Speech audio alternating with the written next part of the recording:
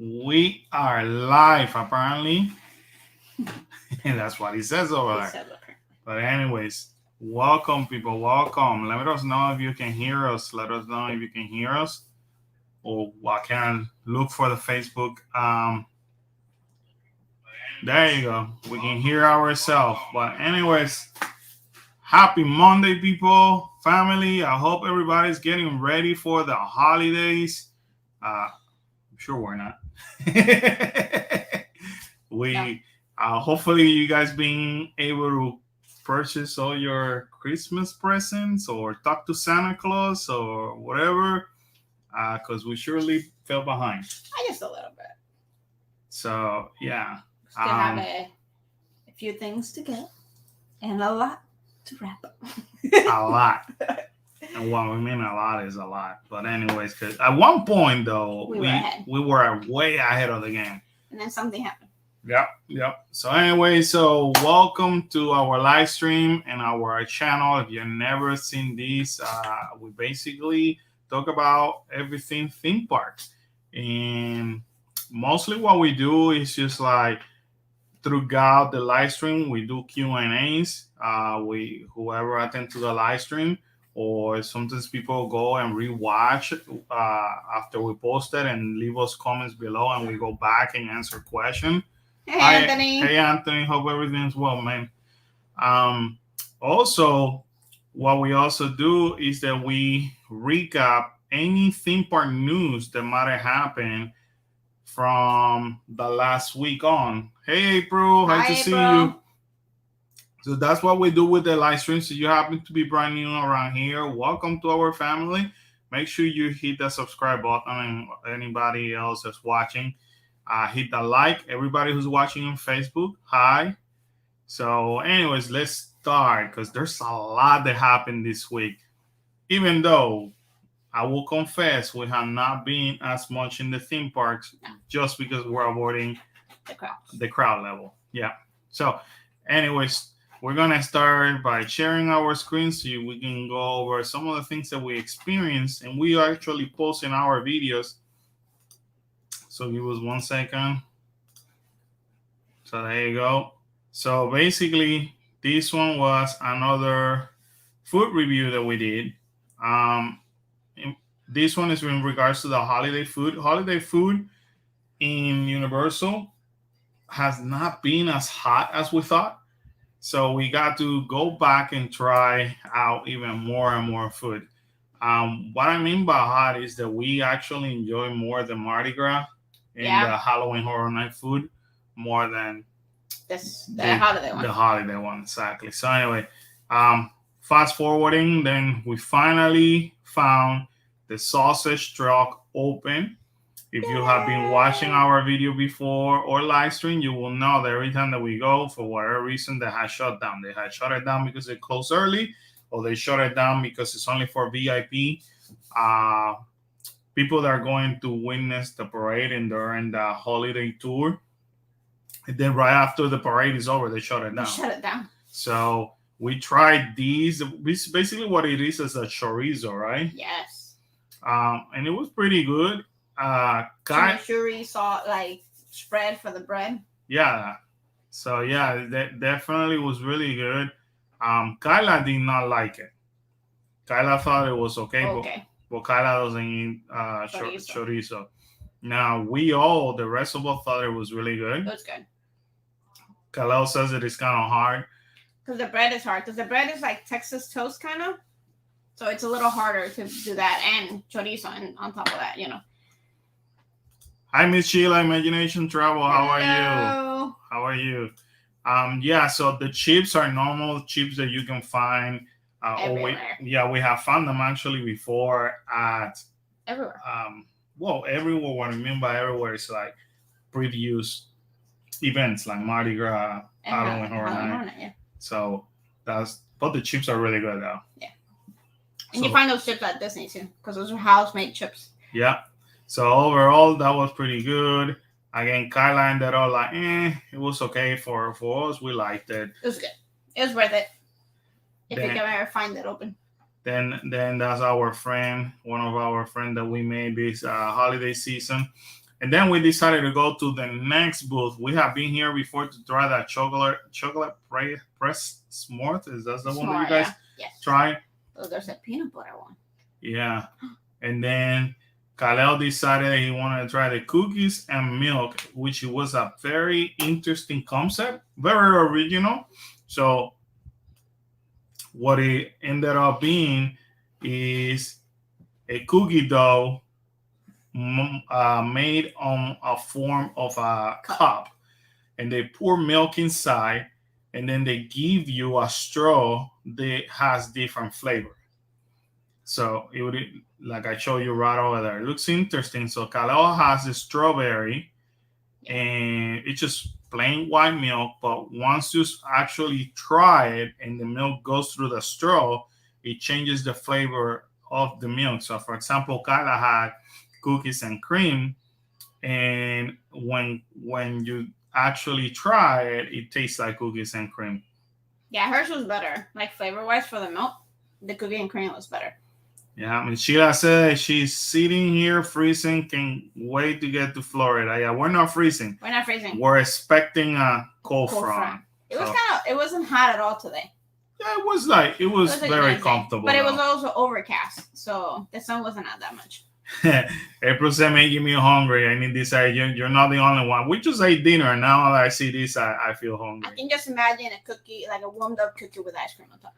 Yeah. So we 40 degrees. Yeah, we're expected to be in the low 50s, I think, sometime this week. So I take it. I don't. It's been hot as heck. It's been like in the 90s some days. 40 degrees. Too hot for my tasting, especially on a Friday. I mean, on a December. Antonio.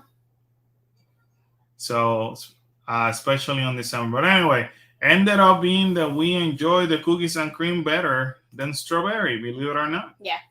Because it was more, like, it had more flavor. The strawberry was kind of, like, mild. Like, you could barely taste it. It was. Now over here, we actually ended up meeting up with Bethany. She was visiting from Tennessee.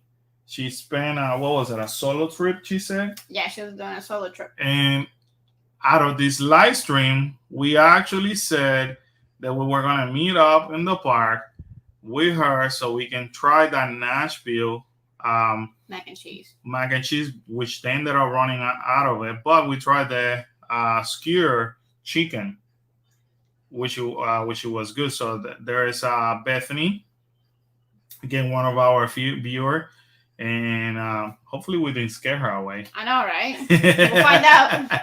So Bethany ended up saying that it's not like the one in Tennessee. However, she still recommends that because the chicken was really good. And in that video, she explained the reason what makes it different between ours and the one at Nashville. So that was kind of cool to meet up with Bethany, get her to meet her in person, and also try some food. Yeah, Bethany's scooter is just like mine, but mine is blue.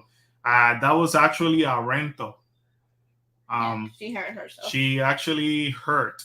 She got hurt before the trip, and she had to rent one. But she ended up renting that scooter. But we ended up meeting Bethany. It was super fun, and it was nice to meet her. One thing though, the kids ended up not liking the cookie dough from the cookie and milk. Well, I think it's just a lot of cookie dough, and so it was thick. And then, like, I think if they would have, like, I think that's better with, like, hot with ice cream on top. You know what I mean? Or something a lot soft. Like, I think maybe a brownie could have been better because it's softer texture. Because that cookie was hard. Right. So, anyways, that was our food review for that night. It was good. I think by now we probably had tried maybe 60-70% of the holiday food offerings between Universal and IOA. So it was super good. Now this is the second video that got released this week. After so many recommendations, we ended up going to Riverside Boat Rides food review. We did our food review over there. April has told me that she has been there many times and she loves this restaurant. So we decided, as it was open, I want to say for the first time on Monday. So yeah, we did a live stream, and then the following day we were there. Yeah. So that was kind of cool to be there. First time for us. Let me see. Let me go there. So it reminded me a little bit of the restaurant, Whispering Canyon. Yeah. So I'm gonna fast forward the video. You guys can hear the menu after that. Now, Karen fell in love with this cornbread over here. Oh my god, that was delicious. That cornbread was really good. I do like the fact how they have the butter. The butter. It's honey butter, so they do like a butter square with the square in the top, like going down, and then they put the honey on top of there. It was really good. Yeah. So definitely first experience, but it was really good though. It was good. Then we decided, Karen and I ended up ordering the same thing, but I decided to order French onion soup. I love French onion, a good French onion soup, but unfortunately not everybody knows how to make it. And for me, this was not my favorite French onion soup. Very strong. Very salty. The smell was super strong. It was super salty. So I do not recommend it. April said, yes, I want to try the all you can eat minus the hot stuff. Yeah, that's what happened on camera. No, actually, right. the chicken was, to me, wasn't as hot as the barbecue sauce that they used on the ribs. The barbecue sauce, you said that it had a kick. You guys said that I had a kick. I did not. I did not feel no kick on that. But was the cornbread sweet? I can't remember. I think it was. It was good. So if it was sweet, it wasn't like overpowering sweet, but it was good. It was really good. It wasn't too sweet. No, it wasn't. Yeah, like it was. It might have been just regular cornbread. Yeah, not sweet. Because I don't remember it being like. Yeah, sweet. Right. No, it cannot be sweet. You know why? Because of honey butter. So it's just regular. It's regular. Yeah. But it was good. I could have just eaten that for the night. Yeah, I just asked for it on the side, definitely. Yeah. So I mean, some of the barbecue sauce to me are like have a kick, and everybody's like, "Mom, it doesn't have anything." So it could just be me. Yeah. Just ask for it on the side. But that's how the plate looked. All you can eat. I think it was $35. Which what's weird? The Whispering Canyon is $34, and this one's $35, which is odd. But it was delicious. Here's Khalil with his mac and cheese. The hen that I'm not liking. He liked our mac and cheese. That adult mac and cheese better. How was Kala with the pasta? She liked it. She liked the pasta? She liked the pasta. Okay. That was pasta with mashed potato. Which to me, like the presentation alone, is kind of like, eh. Yeah, it was kind of like, blah. Yeah. And pasta, usually, if you're going to do just that, you might as well serve it in a bowl, not on a plate. So, hey, Brian. Hey, Brian. Hope you're good, buddy. Miss Sheila said, I make real southern cornbread. If it's sweet, it's not good to me. Yeah, no, definitely was not sweet because of that honey butter. It was good. It was good. So I love cornbread. Which was better, Whispering Canyon or Boat Rides? For me, Whispering Canyon. For me, Whispering Canyon. Hands down. Yeah. Hands down, Whispering Canyon. And also you gotta see this way, not to be unfair to Boat Ride, but remember, Whispering Canyon has that extra entertainment. Where the servers come and joke around, when, they might bring you that little glass and they bring you the big glass and may come and do the jokes. So for me, the environment and the entertainment actually adds to the experience versus over here, it's just like regular sit-down restaurant. And I think we say it on the video, even though I didn't compare it to Whispering Canyon, all I can say that the food for me, it was good. Overall, not the best that we had in Disney. Right. Now, if I will go to Disney and I feel like eating that kind of food, and Whispering, well, let's say Whispering has no reservation, and Boat Ride has reservation, I will not be heartbroken. No. Like there's restaurants that I will not go back to it, but this one, I could see myself going back to it, but not as much as Whispering Right. or Sana, that I really want to go back to Sana. Um, the one in shoot, uh, the one on Polynesian, I want to go back to it. The Kona's Cafe, I like Kona's Cafe. Kona's Cafe breakfast. Yeah, Olivia's. Oh, I want to go Olivia's. back to Olivia's. Olivia's is delicious. Their fried chicken. So we definitely have to go back there. But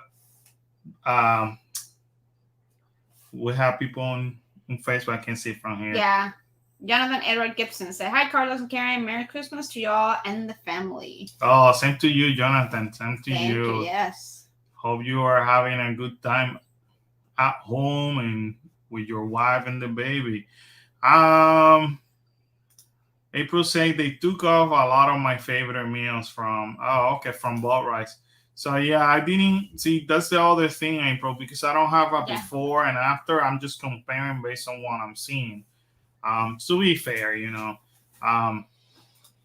again, a lot of these restaurants have to streamline their menus and make them either smaller or like bigger menus like that, just the bigger plates, just because of staffing alone. Yeah. Now I was commenting to Karen, I think it was like last night or the day before.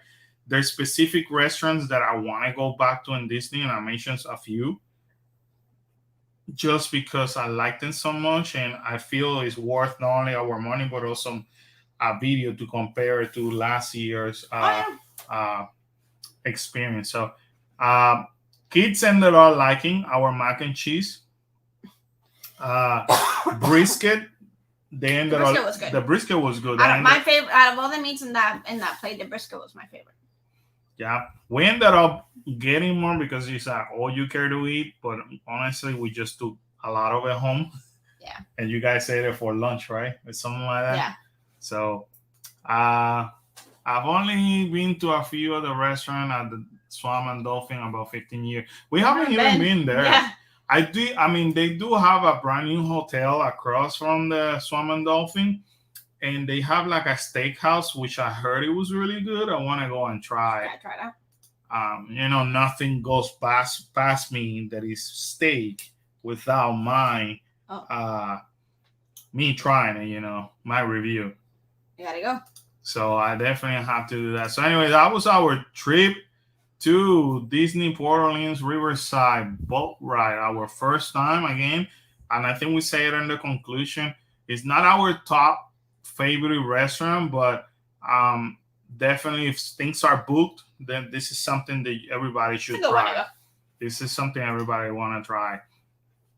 Now, this is a really good, fun video that we recorded.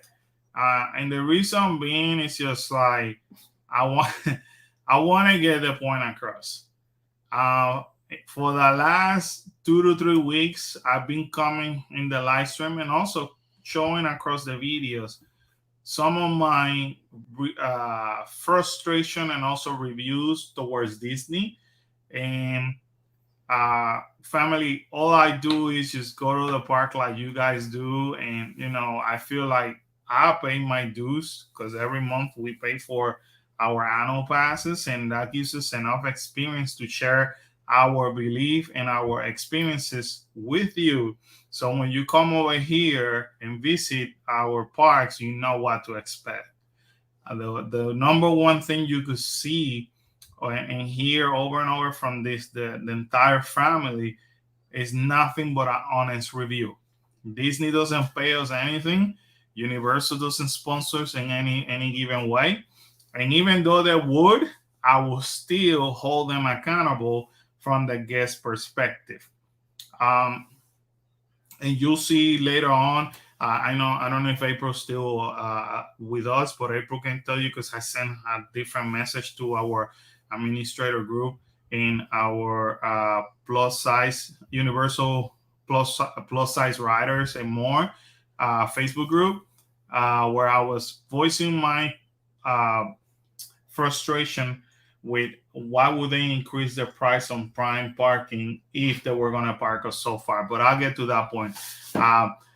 So by the title of this video, you could see where we are comparing Universal holiday entertainment with Disney. And it's simple.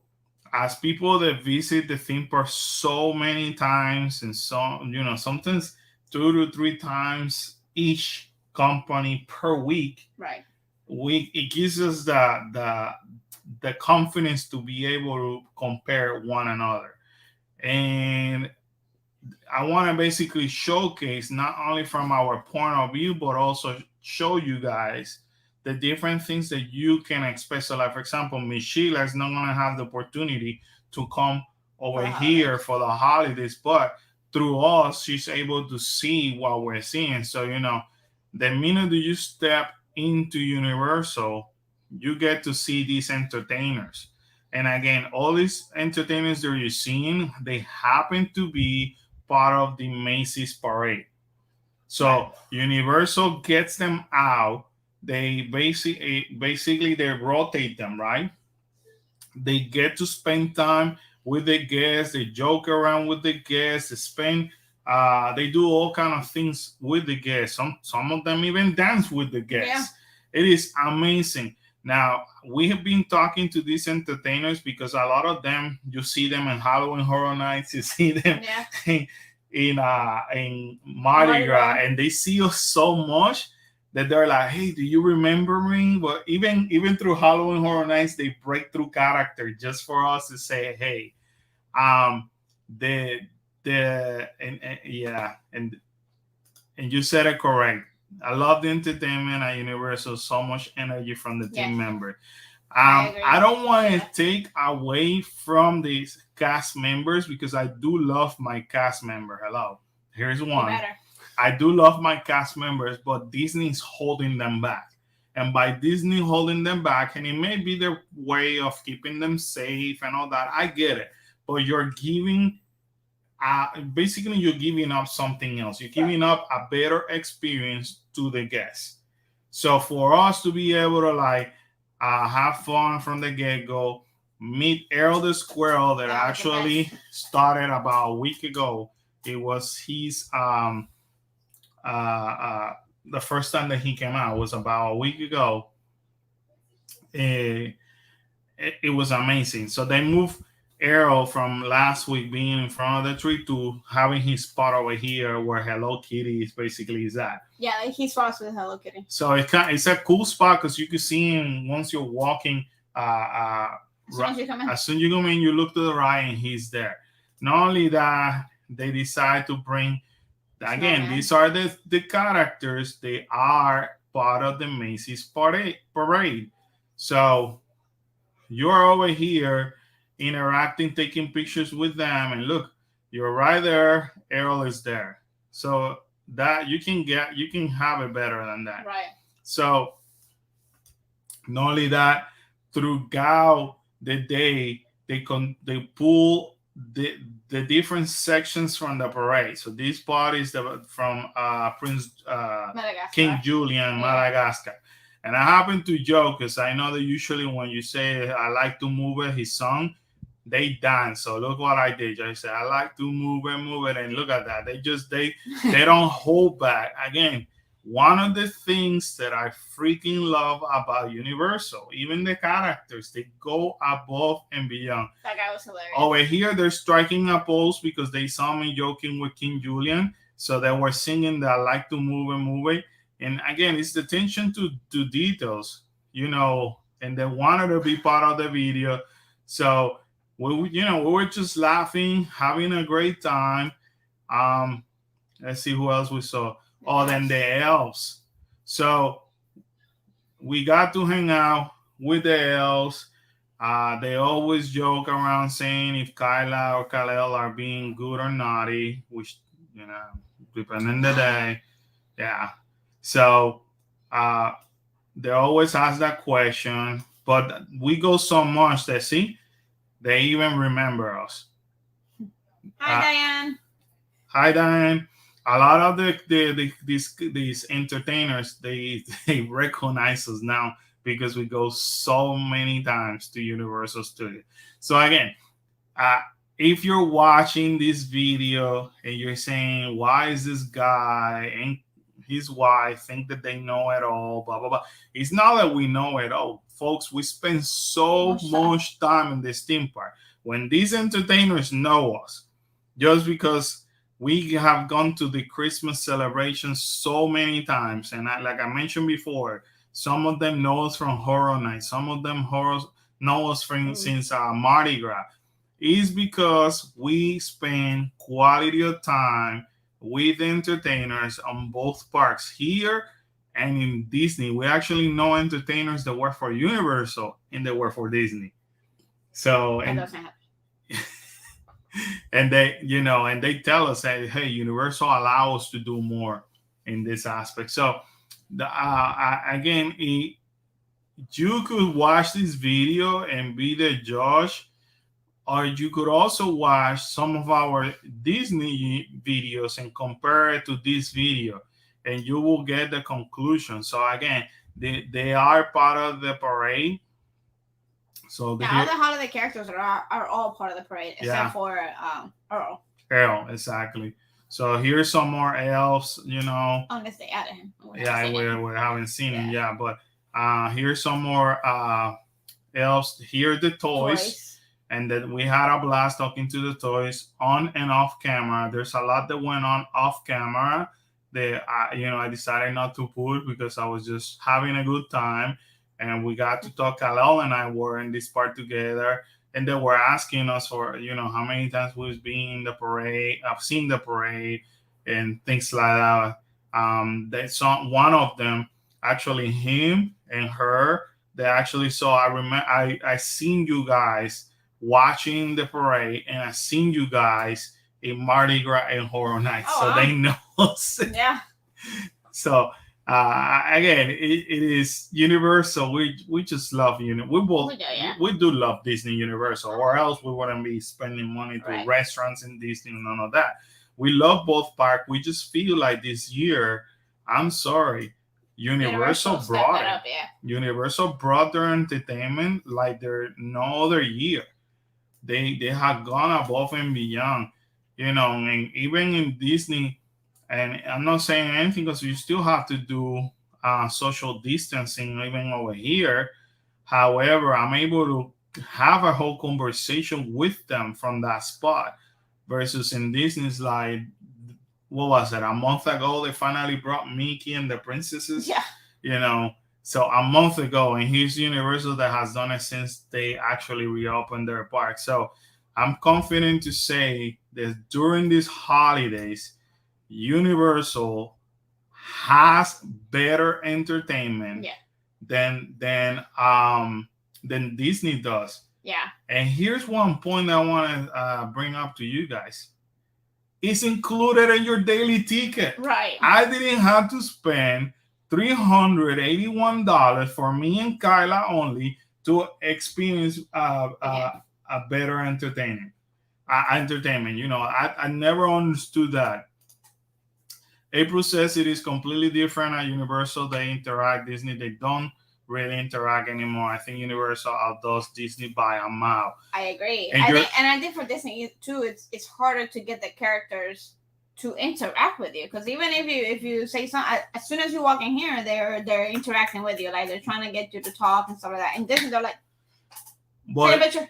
Yeah, exactly. Here a picture over here. The entertainers see you walking around. They're like, hey, where are you going? Right. Or they try to call your attention.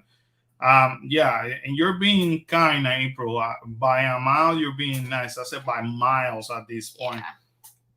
Imagination Travel, thank you so much for that super chat.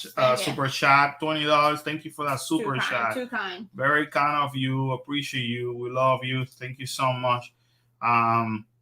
Did we buy coffee when we went there? No, we didn't buy coffee. We gotta buy coffee next time. I'm going by myself tomorrow, so I gotta do it next time that you're with me, because I'm going with the kids tomorrow to Universal. You gotta work. So while the kids and Carlos are off for 2 weeks, I still gotta work. Hey, but I'm keeping them busy. You are actually. I'm keeping them away from you and interrupting your job. So, anyways, I would expect by now that this video would have caused more controversy. Apparently, it hasn't made it out there yet, and with only 51 views. Um, so or either that or a lot of people agree with us. So Yeah. I was kind of expecting some pushback. I don't think there is a lot of pushback out there. Even Disney fans, like true fans, can't say that Disney's Like April yeah. is April loves Disney a lot, and So she agrees. They right, you can't say that Disney's outdoing Universal at this point. not Not at all. anymore. Not anymore. I think Universal has stepped it up. I mean, you have to pay for it, and I don't even know did the interaction during the parties is it better or with the characters during the party. Well, again, it feels kind of rushed. Right, so you don't even get it. So you got to pay extra, and you're still not gonna get that interaction that you're gonna get at Universal for the same amount of like for your daily ticket. Yeah, I mean, you're able to interact with the characters, the ones that you can find, but you still feel that line behind you, and you still feel that character greeter kind of looking at you like, okay, let's go. Yeah. So anyway, let's go with some news. Let's continue with Universal. I don't know if you guys were aware. Probably you were not aware of this, but Universal actually bought more land. Nice. They expanded here. Yeah, no, not everybody. They haven't announced for what, but because they're building, I knew that was gonna happen. When I show it to you, you're gonna say, "Dang, I remember when you mentioned that to me." So with Universal Epic, remember when I was driving and I told you were like, "Where is it? Right over there?" And I said, "No, those are like the Martin Lucky or whatever the heck it's called." And you're like, "Really?" So they ended up buying that. So apparently that company is from military defense. So here's a whole article. Um, um, Manufacturer, I didn't even know that they do that. It's been more than 2 years since Universal officially announced that it could be building a new theme park resort on more than 750 acres of land, which is Epic Universe, right? Mm-hmm. So then COVID happened, and now they're saying Epic Universe will be the largest Universal park in the United States, and is rumored to be featuring attractions from DreamWorks Animation, Illumination, Think Despicable Me, and Super Nintendo. Yay! Which that's I can't wait. Right. But that was already we knew about we knew about that. Epic Universe will be the 13th park at Universal Orlando, and then it's located behind the Icon Park on International Drive. Epic Universe will be a short drive from the Universal parks. So you're gonna remember this building because you were asking me about it, and I said no, that's like some factory, and you were like, really? Lucy, what is it? Lockheed Martin? Martin, yeah. You remember when you were asking me, right. And I said to you, I will not be surprised if Universal realizes that they're kind of on their way and they try to buy them off. I think we had that conversation maybe about a year ago. Yeah. One time that we were driving behind the Icon Park, and I showed you where Universal Epic Universal was going to be. Right. So there you go.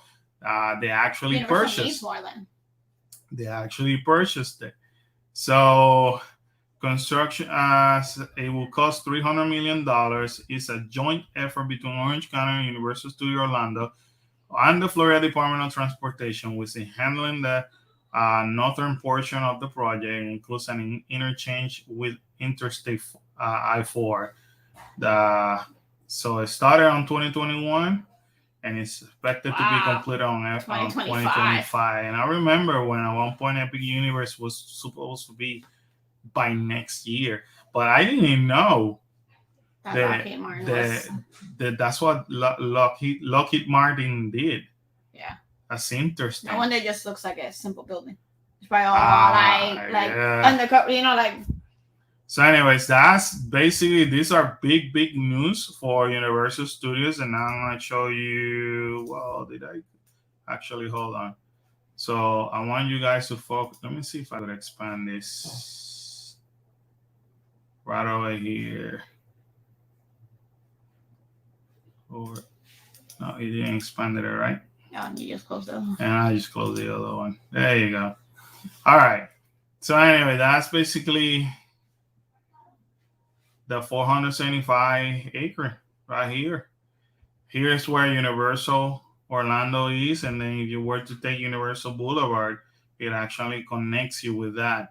So it's not close to the park.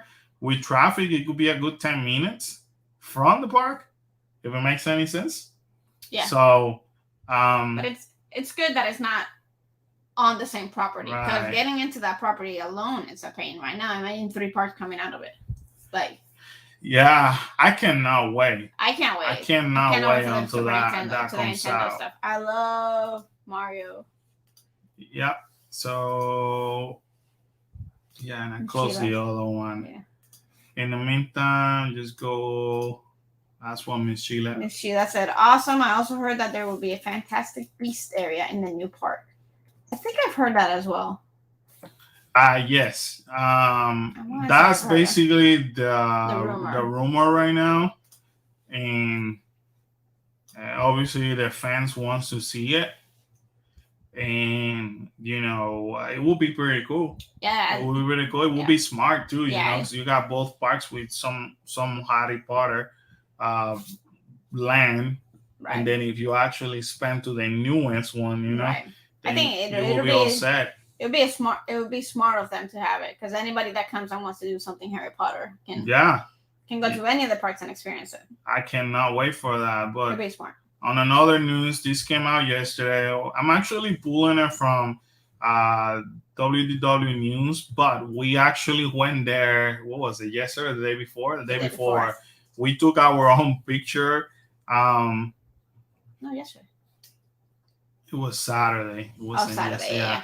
So Saturday we went, and then we actually saw where they increased now Prime to $60. $60. One thing I forgot stating is that Prime actually tends to go higher when we are busier.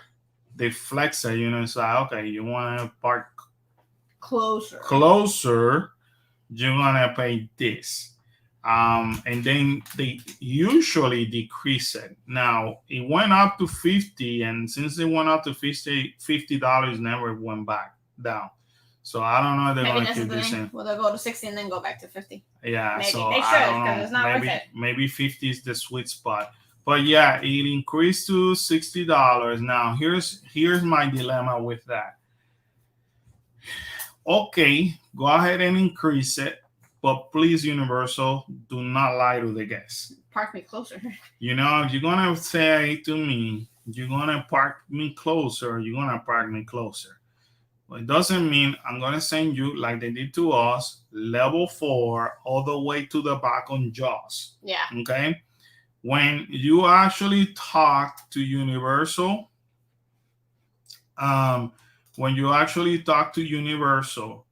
and you purchase, like for example, our passes, my pass that I get Prime, and you talk to guest service and then ask them, okay, what does Prime mean? They actually tell you, it's the middle level. You basically get off your car and you're right in the middle. You don't have to go up or down, blah, blah, blah, blah.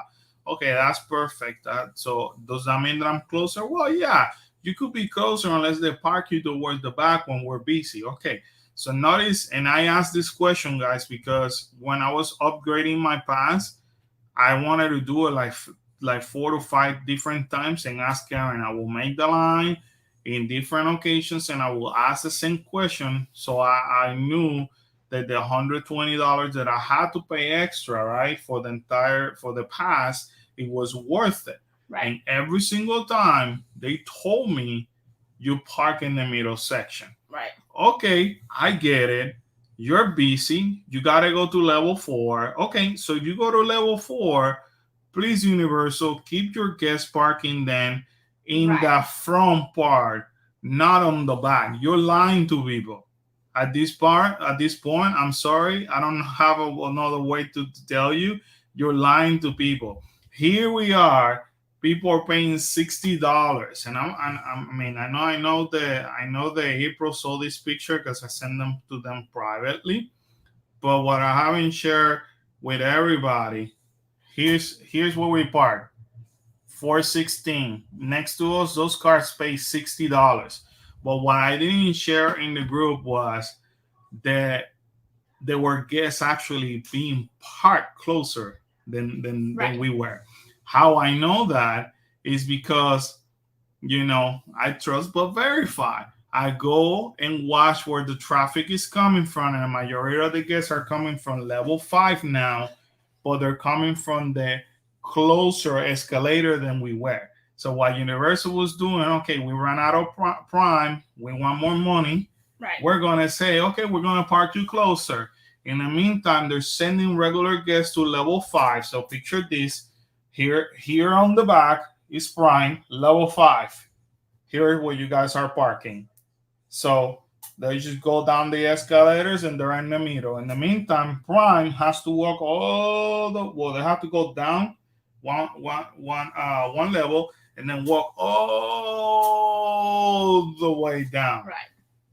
So you're asking people to pay you $60 and a person can pay you $27. That's not counting that you have the other parking open. So I know as a fact that people were parking in the Spider-Man section, not in the Cat in the Hat, because Cat in the Hat, in Cat in the Hat, which is farther than Spider-Man, but they were still closer than we were. Universal, do not become Disney. Do not become Disney money hungry.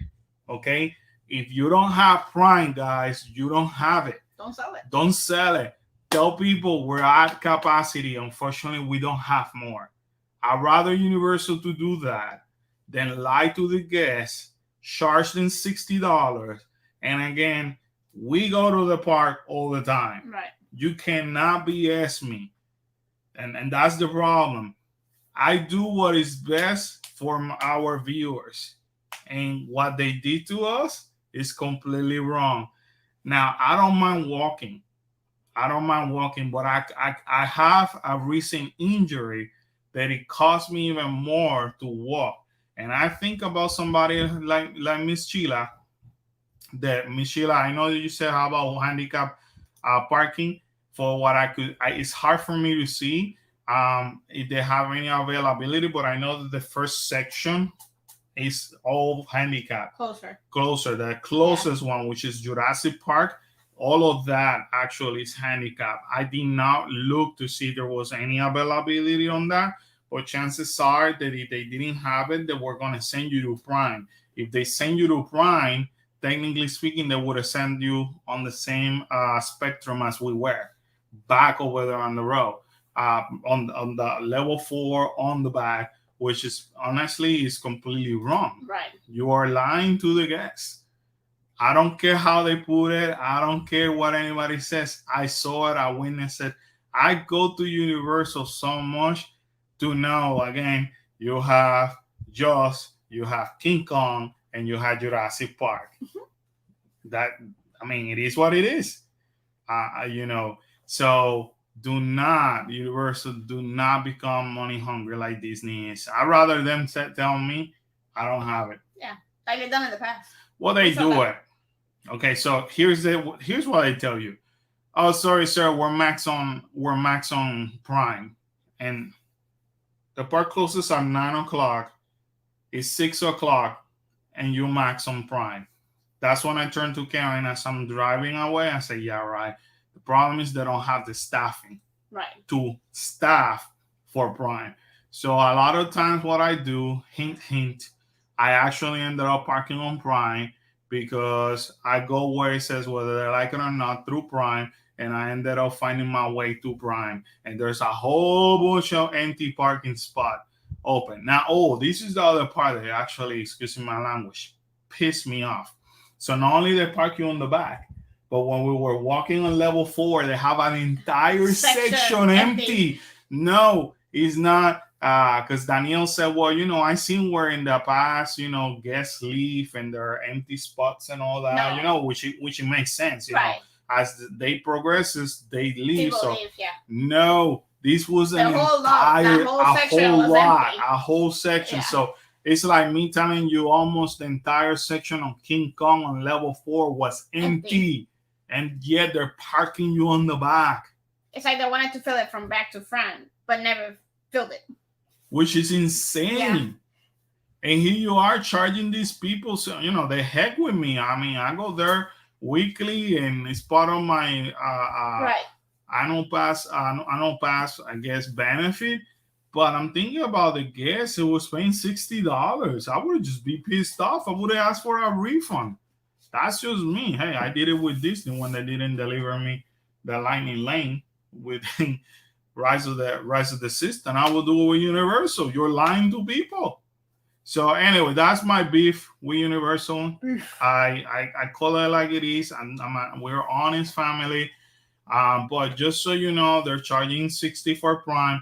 Best advice that we can give you: arrive early. That way you get to park closer. Right. But if you arrive in the afternoon, chances are they're gonna do like they did to us. They're gonna send you to level 4, which they have done in the past, and send you all the way to the back. But if they send me all the way to the back, I'm cool with that, as long as everybody on the top is being sent to the back and there's not an entire section or a lot in front of us that is empty. Or simply just say, hey, we're maxed. The whole middle level is at capacity. Sorry, sir, we don't have any more Prime. Okay. It is what it is. Then I have to park at Jaws on those levels. So enough from Universal. That's it from Universal. Big news. We heard that they're expanding their land.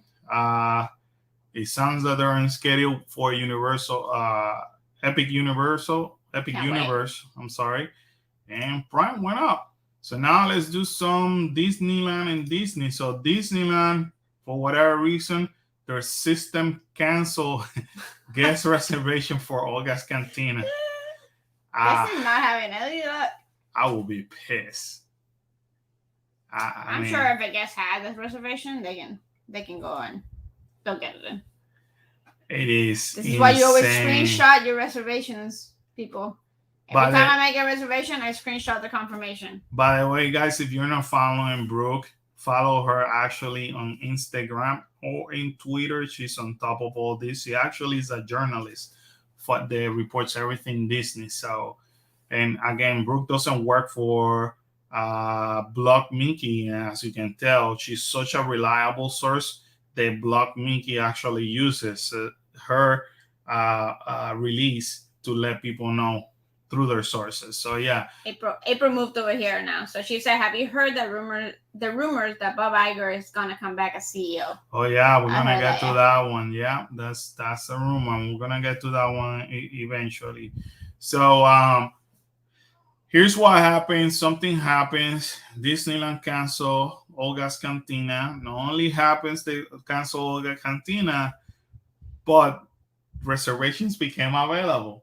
Well, the reservations got canceled, so everything got open. So you guys who have reservation, and if you didn't know, you may show up knowing, hey, I no longer have reservation. But like you said, if you screenshot it and you show it to them, I'm sure they will. I'm sure that if you say I have a reservation and somehow it disappeared, then they're gonna let them in. Yeah. There's no way they're gonna keep them on.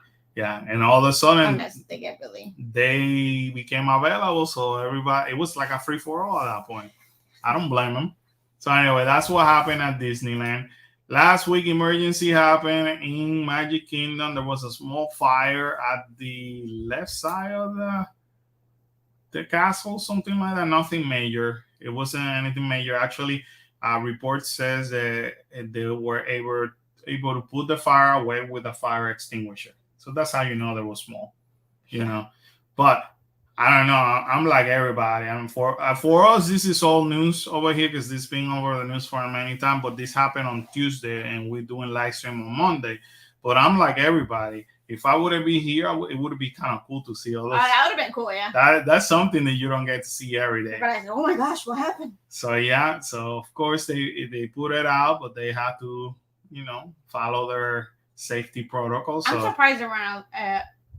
Just by the look of this picture, they could have been, but there weren't a lot of cast members blocking making the way for the firefighters. Probably they don't need to. Once maybe they enter with the alarm on or whatever. I'm sure, but that probably would be cool. Where you're hearing Christmas music and all of a sudden you're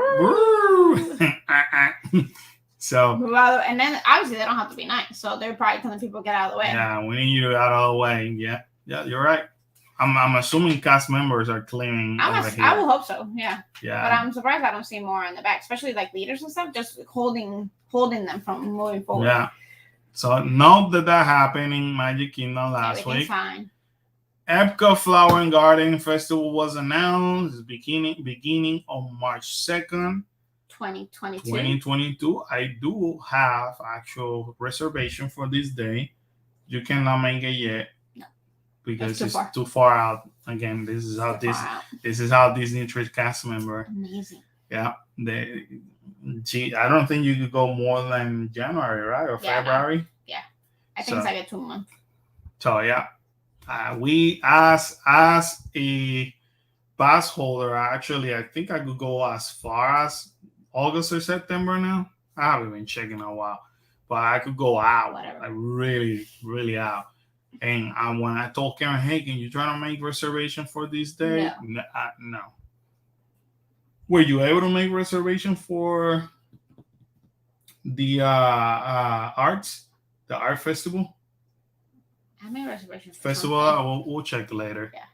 So yeah, now that is starting on March 2nd, and actually they said let me see. Oh, since the festival is taking place during the Walt Disney World 50th, a main entrance topiary display will feature Goofy and a 50th themed birthday cake. Yay, Goofy! So all their favorite, getting love. Yeah, all their favorite Disney character topiaries will include Snow White and the Seven Dwarfs at the Germany Pavilion, or Lumiere and Cotsworth welcoming you to recently expanded France Pavilion. So I figured they would do it with Remy. But they have Remy there. But they already have Remy, so that's there you go. Got announced, and they also are saying that they're bringing the popular Garden Rocks concert series. They're bringing it back. They are doing 18 outdoor kitchen. We'll see. I hope it's better than what they have right now. Flower Garden's not usually a good one. Yeah. So we'll see. Yeah. So the one that you would think. So that's Flower Garden. So we shall see. So let's see. So that's it for Flower and Garden. So you see, Karen, I'm being treated equally. No, you're not. Suspension of annual pass sales leads to reasonable park pass availability during holidays. That makes sense, So if they block or suspend the pass holder or the sales of passes or annual passes, it opened up for people that want to buy 1 day theme park or whatever, It gives them more availability. Okay, it's fair. So there's that's what they have for availability. Now, this was last week. I don't know anymore. I didn't check, but pretty sure their availability is probably lower than that. Like low. Yeah. So, another thing happened. The tours are returning to Magic Kingdom, Animal Kingdom in 2022. I would like to do the Animal Kingdom one. Right? That's the one that you do this. But you usually cost you an arm and a leg. Yeah, it's usually expensive. That's why we haven't done it though. So that's part of the things that they're bringing back. Maybe that's one that Khalil and I can do. Yeah, since Kyle and I did the other one, you're right. So it's things are about to get more exciting with the return of some of the fan favorite tours from our Enchanting Extras collection. So there you go. Disney Keys to the Kingdom, Caring for Giants, Wild Africa Trek. That's the one that you wanted to do that. Yeah. Up Close with Rhinos. Stay with Savannah. What is it? Probably wine tasting in the Savannah. So examine.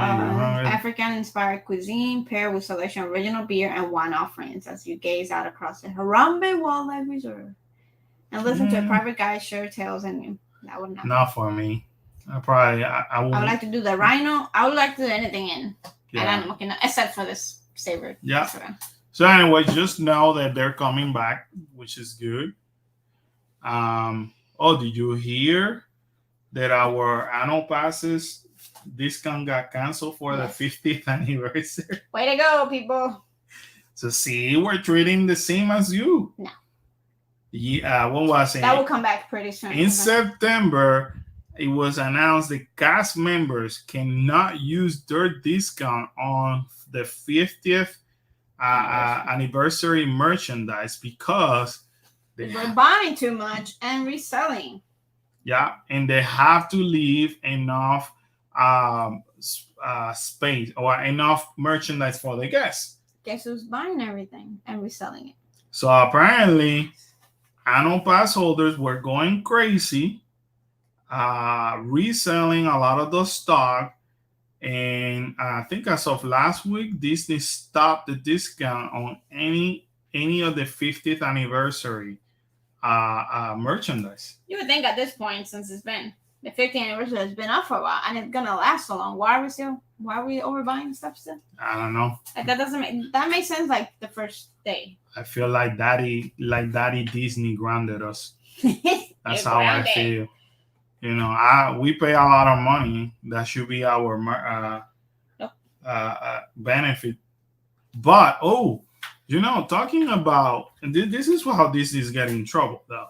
So the key holders in Disneyland, which is equivalent to our Incredipass in here. Just so you guys know, the Incredipass and the key holders, they do not have any blackout dates. Technically speaking, they should be able to go every day of the year. Is that right? Right. That's why you understand. So Disney went ahead and canceled the sales of annual passes, just like they did over here. But the key holders cannot find reservations. So technically speaking, they have been blocked out from going to the park. So when you buy that, and unfortunately, it was very vague on the verbatim. Anyways, just know that there's a pass holder with the backup of a few extra pass holders suing Disneyland, and I think for $50 million or something like that, for a whole bunch of stuff, violation of contract, what else you want to call it? False advertising, a whole bunch of stuff. They got Disney. And basically what their argument is, and I'm not an attorney, but the little bit I could read and understand, because once that they get into that legality, I get lost. But basically what they're saying, you're telling me I don't have no blackout dates. The minute that you say that I don't have a pass availability, I do have a blackout date. So, in other words, Disney, instead of you saying, and they got a point though, they do got a point, because let's say you're Disney, you're saying, oh, you know what? I want to sell key passes or whatever, the Incredipass, as many as we want to, and we don't want to sell no more than 20,000. And how much is that going to cost me? Oh, that's going to cost me $1,500. Okay. So I don't have no blackout days? No, I don't have no blackout days. So Disney should, logistically speaking, leave 20,000 open. Every single day. Every single day. Because you're paying to go. So that's basically the argument. Well, I think I'm sure they happen. It's when are they looking to make those reservations? Because if they're waiting to the last minute to make the reservations, then you are probably heading to the point where you're going against people that have already booked. You know what I mean? But if I'm one of those pass holders and I'm looking for like 3 weeks from now and there's no availability, then at that point you're blocking me out. But if you're looking now for now, then we're at capacity at this point. You know what I mean? And like, you still waited to the last minute to look for capacity. And that's what Disney's saying. But guess what? I'm sure they'll find something. No, they found a loophole that says in your contract, it doesn't say that. And your contract says that I will not have a blackout. Well, technically, they're not blocking them out. But if they don't have the availability, then they don't have it. It doesn't say in the contract. It doesn't say according to availability. They're gonna win it, but I mean, you still have to use your common sense. You can't wait to. I can't be like, oh, I want to go to the park tomorrow since I'm not blocked out. Let me go make. Well, I think we go back to the same thing like Universal. If you don't have it, you don't have it. What Disney should have done is they should have capped it. Here's what Disney should have done. Disney is a powerful company. Unfortunately, they have become greedy and money hungry. It is what it is. Let's say how it is. Instead of them saying, you know what, we're capping these following passes and no more than this, they went ahead and opened it. They open it, but everybody can buy it. Everybody could buy a pass at one point. Nobody, who cares, right? So when they saw that the availability was actually going down and people that were coming to the resorts or people that were buying a day pass will not find reservation, they're like, oh, we're stopping. Remember what that article said? Because we canceling the annual passes, now that opens up for everybody here to buy. I get that. But then you're speaking on both sides of your mouth. Because if these people on the right will not come, because now, let's say UK, Brazil, and all these countries that now all of a sudden can travel, right? Now they're coming here. They couldn't come. Oh, by the way, yeah, we still have annual passes. Because all that I'm seeing is the money sign. All that I want is people to come. So if you're going to say that these people who are paying $1,500 are good, just like cast member, they should be good regardless. Right. Because that's what happened, folks. Just so you guys know, cast member get treated like crap. Because the guests are a priority. I'm going to say it. She didn't say it, so it goes down on record, Disney. My wife, who's a cast member, didn't say it. But just know that if your attendance drop, and right now you wouldn't see your income, all of a sudden you would have opened the door for all the cast members, and we want to just thank our cast members so they can come over here and spend money. So the cast members now are good to spend money? When this side over here or those side over here is not giving you the money. That's where I have a problem with Disney. It is what it is. Disney need to stop becoming money hungry, and I surely hope and I pray that those annual pass holders in Disneyland win the lawsuit. I'm sure they're gonna win it. They win it. I'm sure Disney will settle before. They will slam it because they were, and actually they're in the lawsuit.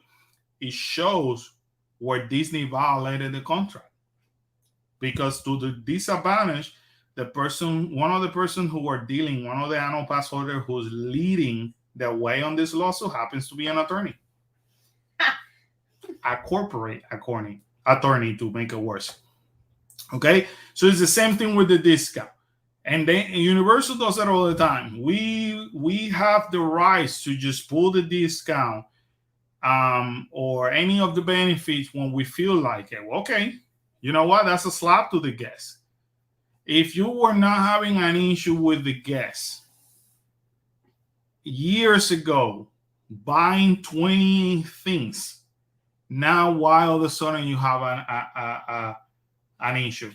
The problem is because things are getting harder to get here. Apparently, you know what I mean? Okay, but why do I'm not justifying. I'm just saying that's probably the reason why, because it is now harder to get merchandise in. It's not as easy as let me make a phone call and I'll have it here in a day or two. Wouldn't it be nice if Disney will be transparent and say, hey, due to the fact that we're having shipping issues like everybody else, at this point, instead of letting people buy a maximum of 2, we're decreasing it to 1 or something like that, because we're having issues on shipping or transportation like everybody else. People will understand that, but don't turn around and say, because right now I don't buy extra. So I'm being violated for my right of using my annual pass discount because quote unquote you're punishing those who are reselling. Right. Come out clean and say we're having issues bringing it to the US. Unfortunately, we have to limit the amount of things that you could purchase. People will appreciate that more than the type of BS that they're playing. Right. I'm sorry. It is Which what is it another, is. It's another way that they can get a lawsuit too. I raised my Because point. that's part of the contract. I raised my point. So I hope, I love Disney, guys, and I'm very passionate about this. And as a person who stands by doing things right for the customer, you guys saw me. I slammed Universal earlier because they were lying, overcharging guests, and not delivering what they said that they were. So now I'm slamming Disney because they're not doing what is right for the guests. They're lying to get money.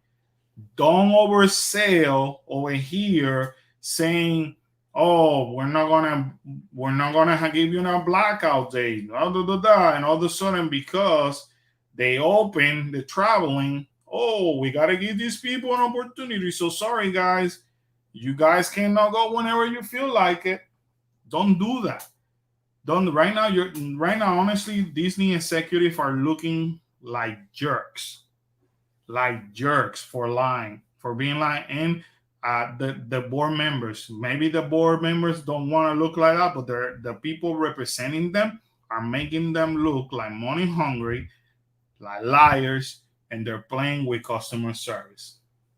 So, and I'll say for that. Are you good? I'm good. So, in case you didn't know, as of this week, resort guests have actually past weekend, early entry, basically expanding 60 minutes before park open for limited time. That's awesome, though. Yeah. You pay a lot of money. As a matter of fact, in my opinion, this should be all year. Sure. But staffing, I get it, but even if they go back to the 30 minutes, that's awesome too. You know, you pay a lot of money. And you guys have no idea how much that 30 to 60 minutes can really do in your day. I know it sucks to wake up early on vacation, but if you are able to be in Magic Kingdom, let's say at 7 in the morning, you are able to do, by the time that they open their gates at 8 o'clock per se, you are able to do 5 to 6 rides ahead of the regular guests. So technically speaking, by 11 or noon, you should be on your way out to your hotel to nap. So for those who complain, I don't like waking up early, look at it this way. It's like you're investing time. You're actually getting your money worth and actually able to enjoy in a slower pace.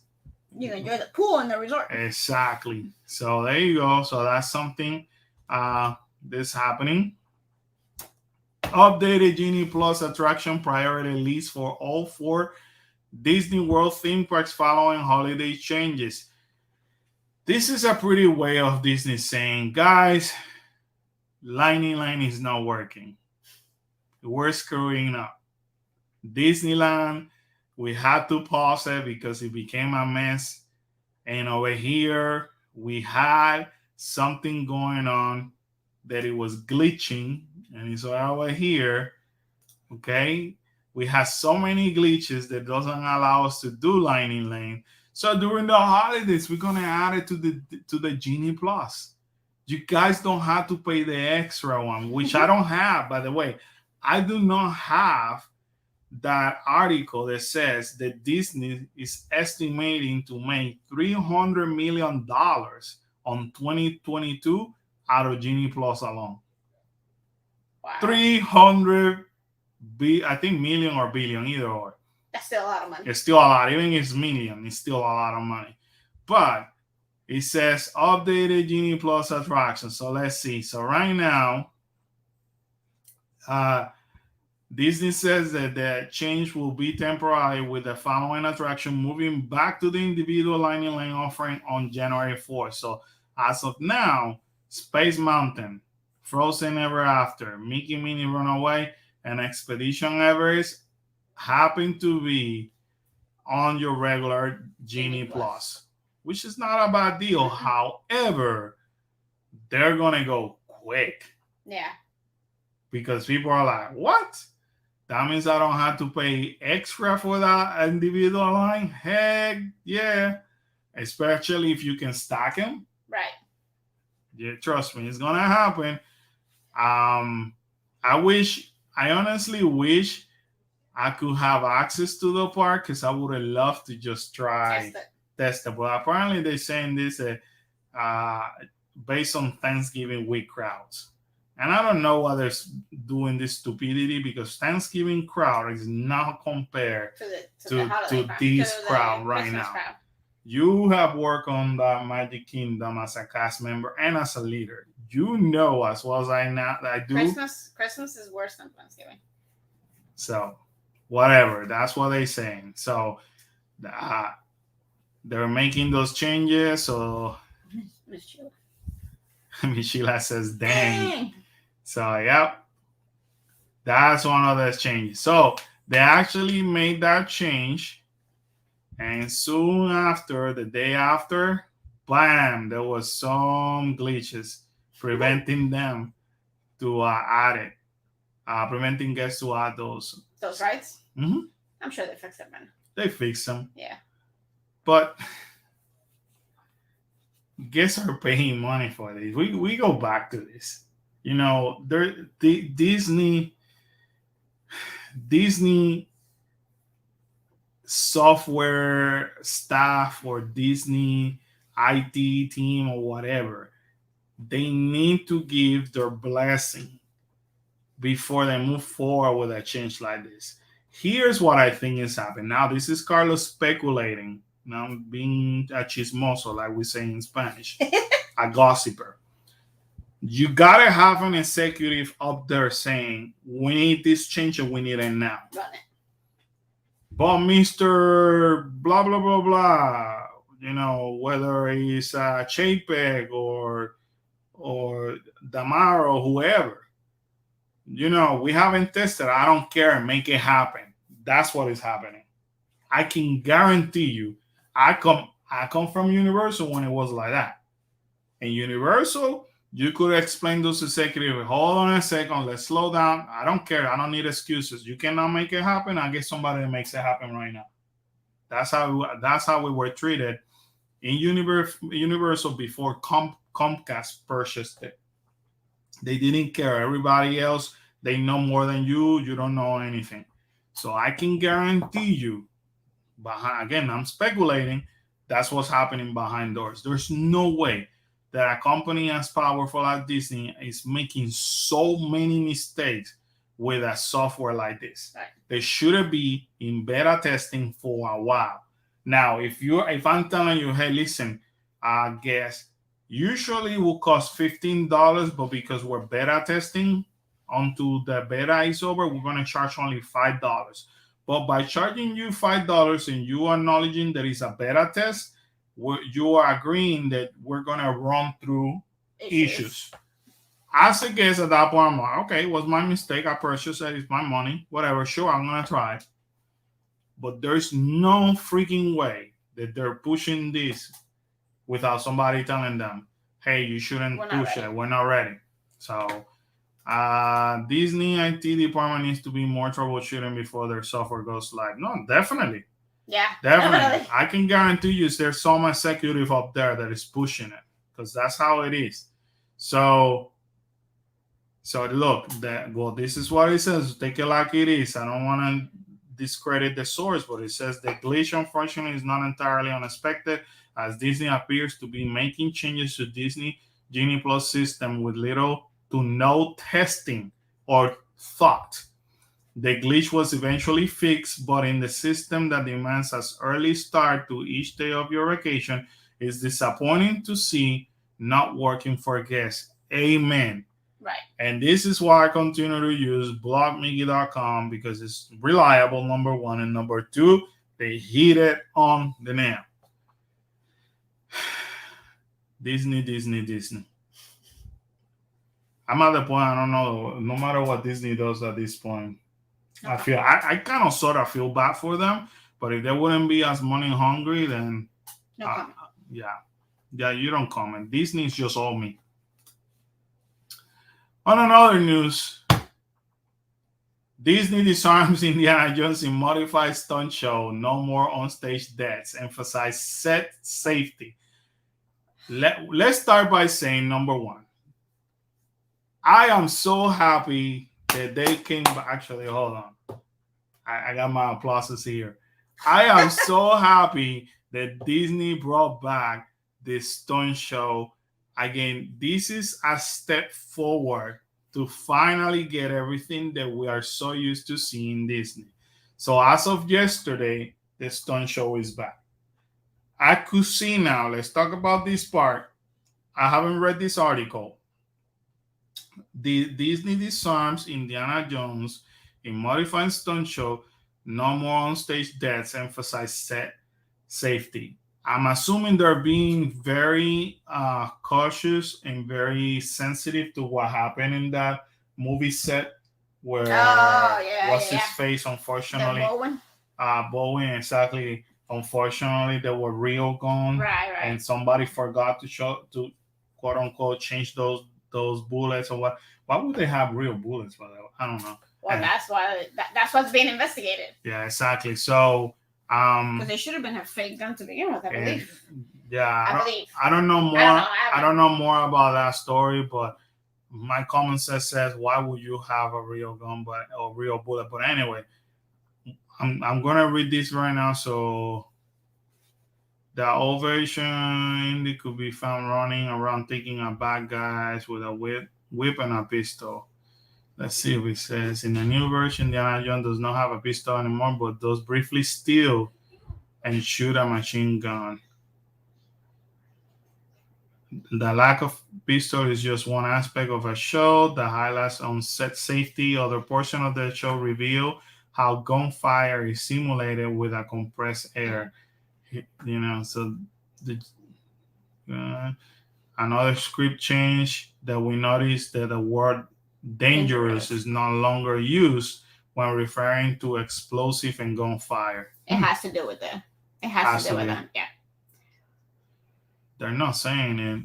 Well, they're not going to say that. Another change made is that there is no on-stage deaths in the previous interaction. Yeah, I remember what they. Right.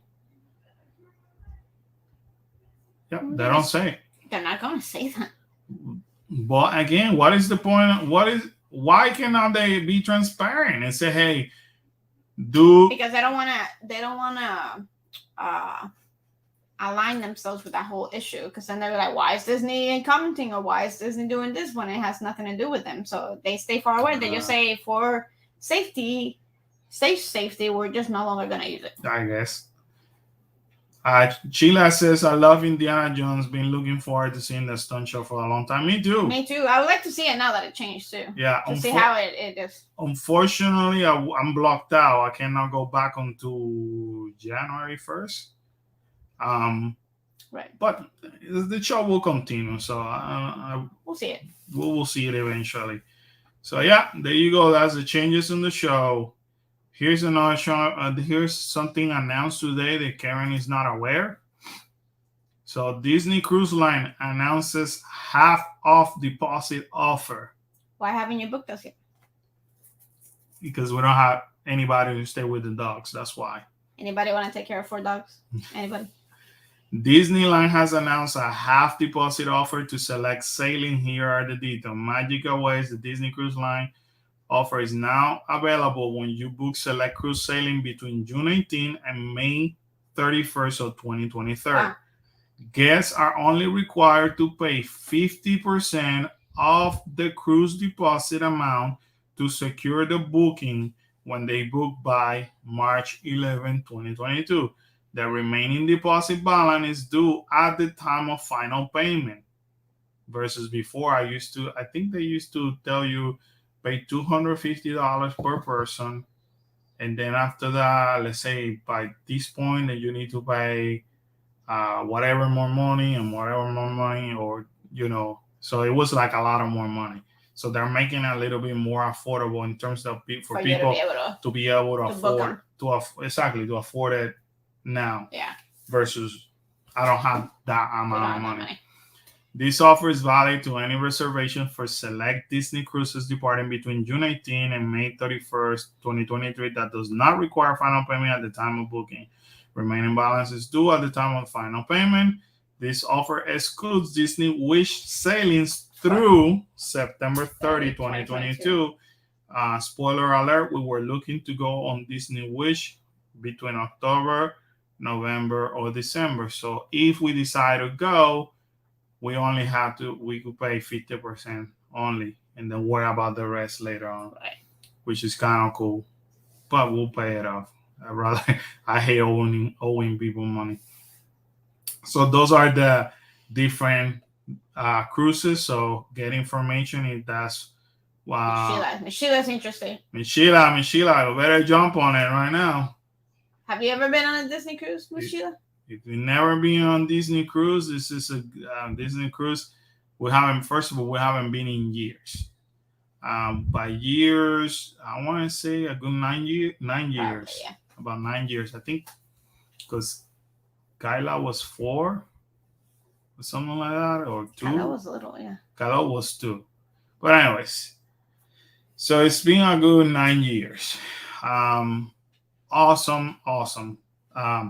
We have done probably between Karen and I combined, not only on Disney, we've done Disney, Carnival, and Royal, and combined, we probably done more than 40 cruises combined between the two of us. That is my favorite vacation ever. We can tell you never been on a cruise ever. Oh my gosh. So I can tell you right now that out of all the cruise lines that we had done, Disney is our favorite. Right, and then it is, and it said that the Disney Magic and the Disney cast interaction, stuff like that. If you think it's good in Magic Kingdom or in theme parks, or you used to think it was good back before this whole thing happened, the Disney Cruise Line is like 10 times better, and they don't not lie on that. Like the service and the Disney Cruise is outstanding. It's amazing. You cannot compare it to anybody else. I always describe it as, obviously, any cruise, not only Disney, any cruise, there's a lot of families. Yes. A lot of children. Yes. For us as parents, every time that we've been on a Disney cruise, they make us feel like Kyle and Kal-El are the only kids on board. That's how awesome they're treated. As parents, we have witnessed where not only our server, but other servers actually memorize our kids' name. Right. Unbelievable. Sheila, if you've never been on a cruise, that is by far my favorite vacation ever. It's the most relaxing. It's the most entertaining. Like you literally pay to get in there, and you don't really have to worry about anything else. I think like the tips at the end of the cruise is the only thing you need to worry about. But you don't have to. You don't have to. Yeah, you don't have to worry about driving anywhere. You don't have to worry about cooking anything. You don't have to worry about your room being clean. You don't have to worry about entertainment because you can literally look at the entertainment list and figure out what you want to do. You can get off the ship whenever they go to the different state or countries. You can or you don't have to. It just depends on what you want to do. It's just amazing. It's an amazing feeling. I recommend that hands down. Now, if you're motion sickness, you have to be a little bit careful and just take Dramamine or put the little patch thingy on. That's what I do. But it's amazing. There's nothing like cruising. There's nothing. There's no experience like cruising. Especially on a Disney cruise. Yeah. And even the kids love it. Even Disney or Carnival, they love it because then they even have clubs for them and stuff like that. So they get entertained. We get entertained. It's just an amazing aspect. Yeah, definitely. So now when you move to Florida, definitely look into it because we're the capital of cruises. Yeah. We got so many ports in here. We got Miami, Fort Lauderdale, Port Canaveral, and Tampa. Yeah. So at least 4. So there you go. So that's a good deal. Good deal. Let's look into it. We need a doggy sitter though. Going into what April was saying earlier, CNBC reports prediction of Bob Iger returning as Disney CEO. That means that possibly we're gonna be saying goodbye to Chapek. Now, they have released an article. Again, this is speculation that asked 10 media executives to offer a prediction to the 2022. One of the predictions they reported on was Bob Iger will return to 2022, which is weird because Bob just retired, just left, and he invested in wants to buy I think an NBA team or something. I don't know. So according to one anonymous executive, there are internal ways that Iger will return as Disney CEO in 2022 amidst a sliding stock price and stagnant Disney Plus growth. So this, you know what? We need to look into buying stock for Disney, because if they actually went down, they're gonna go up. They're gonna go up eventually. So now might be the time to buy. Exactly. They said that while Iger has made a habit of extending his contract as CEO multiple times over the past 5 to 10 years, we think it's unlikely that Iger will return as CEO. So that's what they're saying. For starters, Chapek is Iger's handpicked successor. Chapek has Iger's vote of confidence, and Iger will presumably not have stepped down if he didn't have faith in Chapek. That's a good point. Right. So, I don't know. That's all speculation. That's all hearsay. So who knows what's going to happen? I don't know. I know a lot of people want to see Chapek gone, but the way I see Chapek, it's the same way that I will see, and I always hate to get to this point because I don't want to get political. It's like a president of the United States. While you have the president and a CEO being judged because they're the face of the operation, a president being the face of the country, you have people under them that actually they're advisors, and you have a board members underneath Chapek or Iger saying yay or no. That just like you have Congress and Senate. So often enough, when we get mad at the president, the right or the left, we shouldn't be getting just upset as the president. We should be getting upset at the president, Congress, men, women, and the senators, because they're the one allowing it. We're the one who votes for them to be our voices. And if the president is doing what he wants, we'll never have a chi yet. Maybe that's what this country needs, a chi who actually rectifies this country. If the senators and congressmen or women will be doing their jobs like they should, a lot of the craziness that the presidents of the United States have been pulling off for the many, many, many years wouldn't happen. The same thing with the CEO. The one that has the power of firing a CEO will be the board members. So you have a board. They actually, even though he was hand selected by Iger, the board is the one who says, yeah, we want to hire him, definitely. Right. Yeah, we believe Iger, we trust Iger. You know what? So if people are so dissatisfied, then the board has to basically vote him out. Now, one thing you have to understand is that the board are the one who protect the stocks.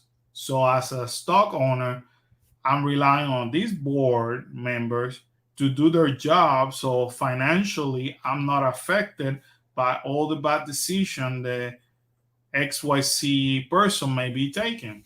So I just don't blame Chapek, just like I used to blame Iger, because there was a point that Disney at one point was bad too for you guys, cast member. And Iger was in charge, but a lot of these was not as known because social media wasn't as powerful. But don't blame it on the face. Blame it on the people behind the face, because Chapek, I mean, you can blame the face. but Chapek cannot make a decision without running it through that board. Right. So if Chapek says, for example, I think the extending Galaxy's Edge is a stupid idea, we shouldn't do it, the board has to say yay or nay. And he, as a CEO, needs to explain and convince them as to why it's not a good idea. But at the end of the day, the board is the one that say yay or nay. Right. So if you notice, when I actually go on my beef and rampage, I don't point it at Chapek. I say Disney overall, because they're the ones screwing up. So when these idiots sit down in behind the scenes, I'm like, oh, how can we just control people overbuying for the 50th anniversary merchandise? Oh, what a great idea. Let's suspend the discount. Instead of saying, hey, how about we come up clean and say, here we were having distribution issues like everybody else. They don't want to say that. They want to just punish everybody the same way. And those are the idiots making the decision. It's not only Chapek. So it's not only the president of the United States who is looking like an idiot. It's also the Congress and the senators. So what's have to happen is that people need to start complaining. They need to let their voices heard. That the board listens. So the board listens enough to say, okay, guests are dissatisfied. Notice that Disney has actually decreased on the amount of surveys that are being sent out. They're not being stupid. They know they're screwing up. Versus Universal, they continue to send employees to get service in the theme park. Disney's not doing it anymore. Do you notice that? Yeah. Before, they want to get your opinion. Before, they don't need it now. Before they used to email you, wanting to hear the feedback. The guests are being so vocal that they don't need it. They don't need to pay somebody to come to go get information when they're being vocal about it. So, do we have anything on Facebook? Mm-mm. No, Facebook's quiet. So that's basically what's going on. So this is a speculation. Again, like I mentioned, I'm not saying that Chapek is not to blame. He may be the one coming with all these stupid ideas. But at the same time, we need to put the blame also on the board members who are actually going with this, or actually believing, if he's the one bringing all these bad ideas, believing everything that he says, instead of like, let's listen to the guests who are spending the money, those loyal Disney fans out there, the community out there. They are continuing to support us even during our worst time, but what they want to do it the Disney way. And unfortunately, in my opinion, they're actually insulting people, disrespecting them by not being honest. And number two, let's paint the magical picture, instead of like, okay, let's talk reality. Here's the issue that we're facing. Here's the reason why we cannot increase capacity is because we're not fully staffed.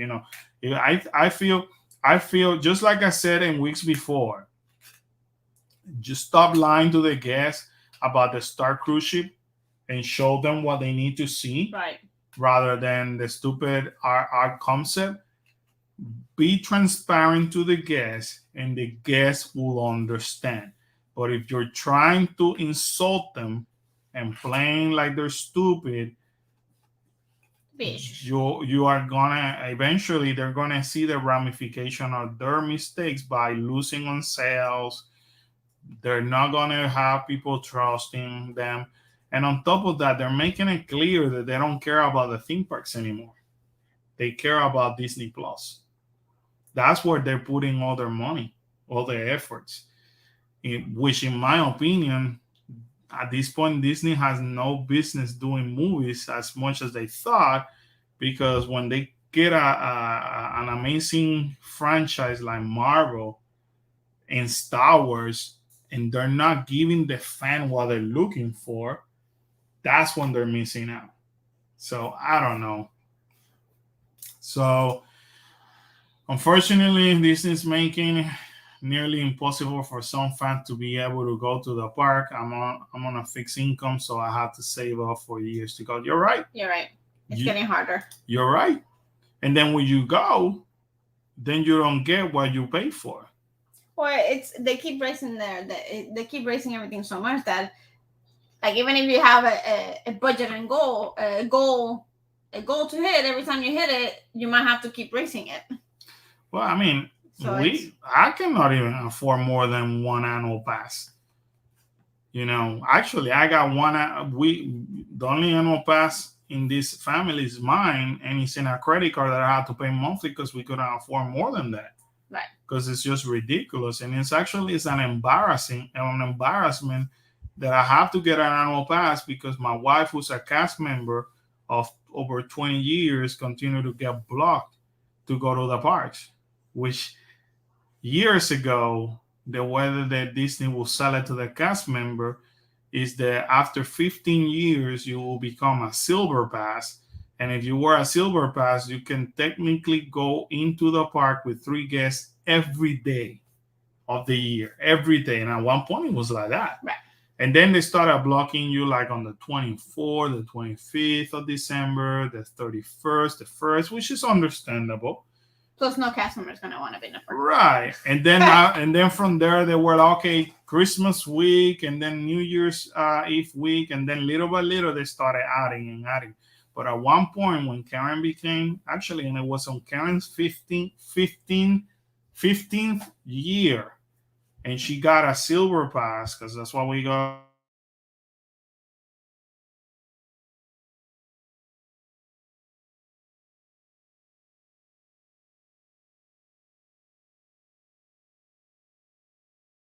We're live.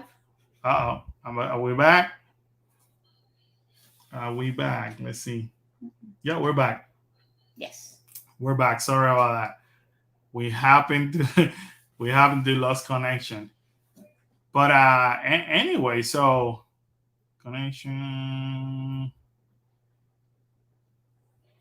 That was weird.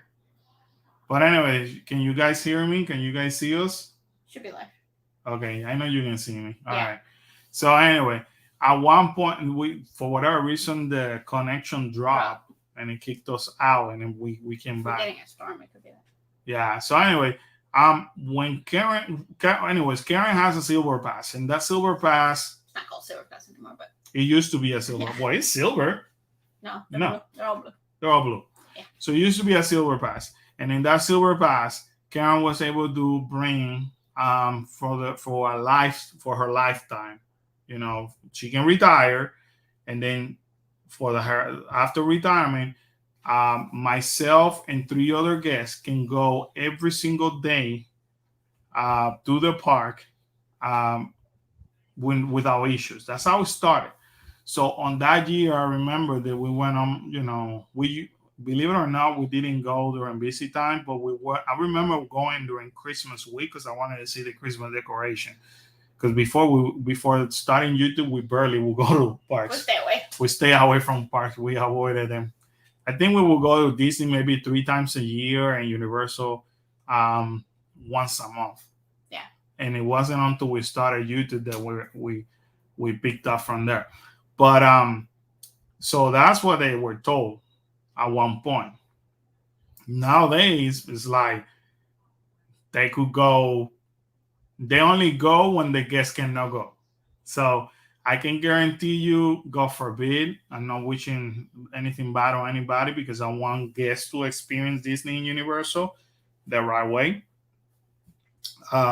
But if one of these countries put a travel ban again, and Disney sees cancellations and they see there, oh my God, we're not going to get what we expect, all of a sudden, cast members, you're more than welcome to come, because that's how Disney is. Oh, all those blackout days in Disneyland and over here, they're going to be lifted up. More reservations have opened up for everybody. That's how Disney played the game. So they're using the same approach that they were using on cast member. They're using it to guests, and that's not cool.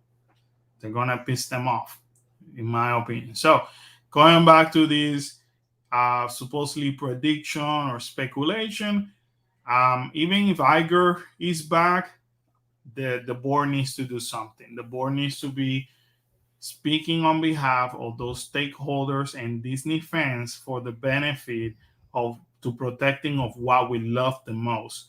And a lot of the things that Walt created and dreamt of up to certain degrees continue to be disappearing because of this corporate America and the money sign, unfortunately.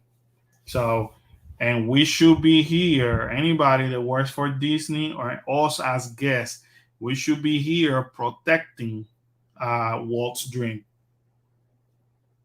So even us as family, when we go to Disney, sometimes we gotta slow down and kind of like breathe, take it in, because that's what Walt wanted us. Walt wanted us to not to be rushed around. And escape from reality and spend quality time of family over there at his park. And that was his dream and what he envisioned. So that's sometimes we do that. Sometimes, all right, let's slow down. Sometimes I just say, you know what, let me put the camera away. Enough. Let's enjoy. Let's enjoy the rest of the day. Let's have fun. And the kids automatically looks at me and they're like, seriously, Dad? Yeah. Go ahead, pick whatever ride you want. Let's go. Let's do it. So sometimes I have to do it, because I think honestly that's what we need to protect, his legacy. I agree. So, anyways, other than that,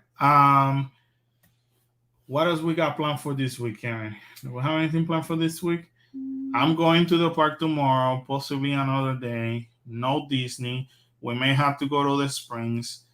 Maybe the videos for next week might slow down. Yeah, maybe. For two reasons. Reason number one, I want to use this time to rest and to spend it as family. And reason number two, I honestly want to avoid the crowd. We have to. It's just like, it's the traffic in Orlando is insane. Yes. And I don't need to get into stress or any car accident because unfortunately that's how it happens. So I think instead of posting 3 videos next week, I may post maybe 1 or 2, and maybe do a live stream to see what else happened.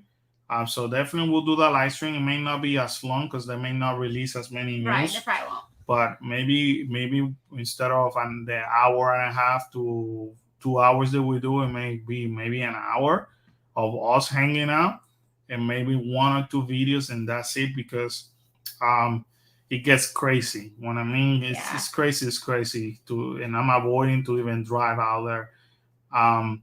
So not much going on. I can guarantee you the minute 2022 hits on January 1st of 2022, we will be in Magic Kingdom right off the bat. So there's gonna be tons of Disney content and Universal content coming up. We might bring some guests to our live streams. So if you guys want to meet other content creators, we're working on different projects with them. So we got cool stuff planned, man. It's been 2021. It's been a great year for us, and it has brought us to you guys, and yes, we just feel humble and flattered to be part of your lives. And you will continue to get my random rants here and there. You got 2 today. Well, almost 3. You got 3 today. But hey, I'm consistent. He always has at least 1. We can say that. Well, hey, I hit Universal hard and I hit Disney hard. So nobody can say he is fair. Nobody can say, well, like Carlos likes Universal better than Disney. I mean, no. Well, yeah, entertainment right now, hands down. Food, no. Food, Disney does a better job in food so far. So, hi Lydia, welcome. Hello. I heard Disney World passes, annual passes. The only one available is Pixie Dust. Do you know what's really going on? Yes, what they paused it because they want to give people the opportunity to buy a regular day ticket rather than annual passes. Um, Also, I could share with you behind the scenes. This is not being announced because, unfortunately, this is what I mean. That Disney is not as transparent. The Disney is like a lot of the locations. They're still shorthanded. They don't have the staff. Doesn't seem like it, but right. They're really short. When you go to Disney right now, you're like, oh yeah, it should be. They have plenty of staff. That's the main reason why the trams started today, um, back again. The reason being is because they didn't have people to work and drive those trams. You know, the transportation department was incomplete. Food services, food and beverage is completely understaffed. Attractions still short of staff. That's why you also see that um, a lot of these park get extended at the last minute, and it is because of staffing issue. If you ask cast members right now, they will tell you that a lot of them are working 6 days, and they have been doing that for months. This is nothing new. So Disney doesn't have the capacity anymore to bring as many guests as they wanted to. So they were in the obligation, and this is us knowing that behind the scenes issues that they're having and using our common sense to just, okay, let's limit annual passes because we have to open those reservations that we have allocated for annual pass holders to these regular day ticket passes. And because we're not going to sell more than XYZ amount of tickets. That's what went on. So the only way that they could do that is by not selling more annual passes. The only reason why Pixie Dust continues, if I'm not making a mistake, Pixie Dust is like the weekly pass, or you could only go during the week or something like that. Well, Disney is not as busy during the week. The week is especially this year when the holidays fall during the weekend. So they were busy enough as it is on the weekends, and now the holidays are on the weekend. Yeah. So are we expecting Disney to reopen the sales? Maybe. No, I don't expect them to be that soon. Not in January. I will expect them to add them as you get more cast members. So, for example, Disney just recently added their second group. Correct me if I'm wrong. Of college program. Internationals, you haven't got no international. So see, there were a lot of programs that Disney had allocated for staff that would help their staffing. So Epcot, for example, before the pandemic, was more. It was half full time, and the other half was international employees representing the actual country. College program. Because they still have international full-timers that they don't have right now. Because all of them, they have to go back. So after the pandemic, they said everybody had to go home. So during the pandemic. Exactly. And even some of their countries are allowed to travel back, just like it happened here in the US. They're like, no, we're not gonna go back. And it's happening to them with performers. It's happening entertainment. That's why you see that the shows are slowly coming back up.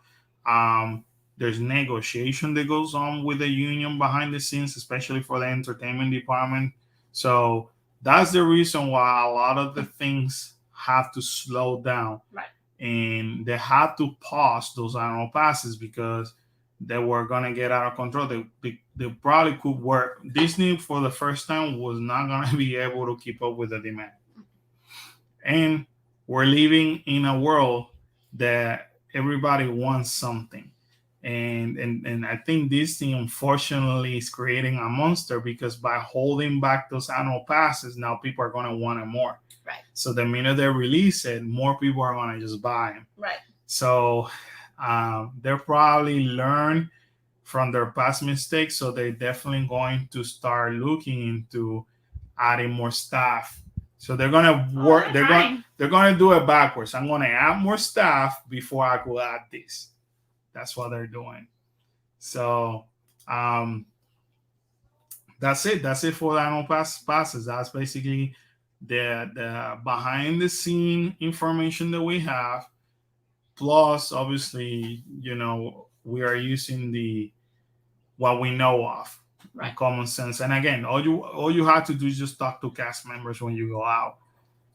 There's still cast member working, not in their home location. Yeah. They're still not misplaced, but they displaced. So displaced. They're in different areas until their home location open. So there's still a lot of specifically restaurants that are not open just because of staffing issues. Yeah, look at what happened last week. They just opened Boat Ride and what the other dining show. There's two there, especially and also in the resorts. The resorts still have quite a few restaurants that are not open. It's mostly because of staffing. Yeah, Park Fair is not open yet. Right? Park Fair is not open. Yeah. Victoria and Albert's is not open at the Grand. You have Flying Fish, ESPN at Boardwalk. There's still quite a few restaurants that are not open. They're not operational. They don't have the staff. We don't have the staffing for it. So they definitely have to fix that problem before they could actually bring more to the table, because then they're not going to be able to keep up with demand. And as it is, in my opinion, they're not keeping up with the demand. Okay, even in restaurants, you can see that it takes longer for your food to get to your plate, and it's not because they're moving slower. It's just that they might not have the staffing in the kitchen to be able to push that food faster. So I think overall, wherever you go, anywhere, it doesn't really matter if it's a theme park or a regular restaurant or anywhere you go, we have to be a little bit more patient, and we have to just know that we're going to be in a restaurant a little bit longer than usual, because at this point, it doesn't really matter where we're going. Service is slower not because they want to be slower. It's just that the staffing is not there. So it takes longer to get everything out. So I could see that the annual passes will not. I mean, if it comes back like right off the bat in January, I'll be surprised. I don't think right off the bat, but I would say like in the mid to till the tail end of January into February, they'll probably start coming back. Maybe by the summer. But watch it. They're going to come back. Attendance is going to go down anyway. They're going to come back, and they may add some restrictions. They're going to do that. They might have blocked them for that, so they can go into their legal contracts and be more specific with some things. So that could be another reason why they're taking their time and reopening them. Maybe this is what happened with Disneyland. They knew about that lawsuit earlier. Or they could be waiting for the outcome of that lawsuit to see what they're going to do to their contract. Yeah. So, because before the annual passes were not blocked out at all, right? Yes, meaning. Well, you didn't have to make park reservations. So, for example, if you had, I forgot the layers, the passes that they had before. I know that they had the silver, the gold, and platinum. And I think if you were a platinum, you did not have any blackout days, which means that you didn't have to make reservations, so you could go every day whenever of the year, whenever. But now you have reservation, and I guess we go back to that verbatim there. I guess that they try to use the same verbatim from Platinum and apply it over here, and then coming to realize in Disneyland, oops, we don't have more reservations, so what do we do now? Yeah. Sorry, you cannot come in, and now they're being sued for that. So I think that's what's going on with the annual passes. So I'm not going to see them reopening in a little while. Onto staffing but they're coming back. They're coming back, but they're not. They got to bring the staff up to par. So Lydia said, "I hope they don't come with restrictions. People don't deserve more issues." I think they are going to come with more restrictions. Yeah. Unfortunately. Yeah, because they're getting themselves in trouble now without the restrictions, so they're going to have to tighten down their contract a little bit more. Well, they said park reservations are here to stay. Right. So they got to figure something out. They already said that. But at the same time, or maybe not all the passes will come back. Remember, they say virtual boarding groups were here to stay too. Right. And they removed them. because they got this amazing genius idea of Genie Plus. So Well, they're gonna try Genie Plus a little longer. right. So, but they did say park reservations are here to stay. So we go back to the same thing. If I tell you that you don't have no um, blackout days, then I guess the restriction has to be as long there's park reservations available. So now they better make sure that they have enough park reservations available. And I believe that they have to be transparent. If they come across and say, all right, we have people that have the credit pass and we have XYZ thousand or hundred or thousand or not hundred thousand, but maybe thousands of people that have the key pass. So you got key pass and you got the credit pass. We said that we cannot, they don't have a blackout days. So XYZ amount of reservation spots are going to be allocated for them because that's the most expensive membership that we have. And then do the same thing for the next layer. Like that's the one that I had, the sorcerer. So we're not gonna have more than whatever 10,000 spot for the sorcerer annual pass holder. If Disney comes forward and is transparent from the get-go, I believe people will be more accepting. But what is happening, in my opinion, Disney is being wishy-washy. They're saying one thing and doing the other, and they're looking their trust. People are losing trust in them, and this is. I mean, I'm not the only one saying that. I mean, go to the comments of whatever Facebook group you see out there. People are dissatisfied with Disney overall. People feel that they're not getting the value for their money. Now, is the magic completely lost? No. I mean, Disney does an amazing job delivering the magic. But if you're not going to be able to allow me to enjoy the magic, then I'm going to have a problem with that. And there goes the magic. Or if I'm going to pay XYZ amount of money expecting to be delivered that magic and I don't get it, right, then I'm going to have a problem with that. So yeah, unfortunately, after this lawsuit, I could see some restriction or some clarification on their contract that will actually get them off the hook. And they're probably waiting for that before they actually move forward with more, resume the sales of these annual passes. And they have to have a plan to have staff because they have to bring more international they have to have more CPs, college by then at this point they just need more accessibility to people. Like definitely. But I mean, everybody's hurting right now because I mean, if you go everywhere, you'll see the sign: "We're hiring, we're hiring, we're hiring." It's not a shortage because they want it. It's a shortage because there's the accessibility to people or not. It's not out Which is crazy because Disney pays more money over here. Disney, SeaWorld, and Universal, they pay more money than a lot of the other places in here in Orlando because they start you at $15 an hour. It's just there's no people. Somehow there's no people out there that need a job. Apparently, everybody's moving to Florida, but nobody needs a job. Everything's going up. All the prices are going up, but nobody needs to work. Nothing makes sense to me. But anyway, that's basically what's up, and I don't know. We'll see. There's gonna be more coming for 2022 for sure. This is not gonna be the end of it. That we're gonna hear from people being dissatisfied. But hey, listen. They got to continue the magic. We all have to continue, again, reserving Walt's dream and holding to that dream and enjoying it to the fullest. And yes, I know a lot of times I'm the first one who becomes completely dissatisfied with how Disney managing things. But at the same time, if it wouldn't be for Walt, I wouldn't have that many memories with my family, my children, and I have to look past that. I don't know what this guy Chapek and the board and Josh and all of them are thinking or doing. Not saying that their spot is easy either. I mean, nobody asked for a pandemic. Nobody, they had to think about how they're gonna save everybody's job and and by not going on bankruptcy. So their job is not easy. So they knew the difficult decisions were coming, and they had to ruffle people's feathers and piss off a lot of people in order to save that company.